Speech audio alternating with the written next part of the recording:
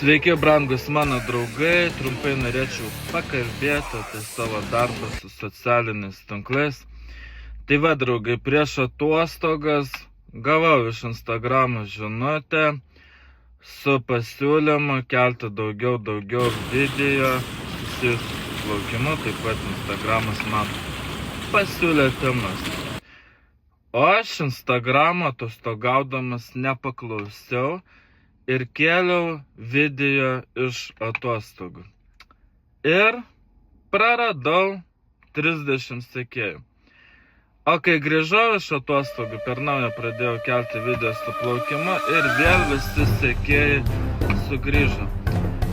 Tai va, norėčiau labai pasidžiaugti, kad jums tas mano kontentas susijęs su plaukimu yra iš tiesų įdomus ir stengsiuosi kurti dar įdomesnį kontentą ir kelti jo dar daugiau.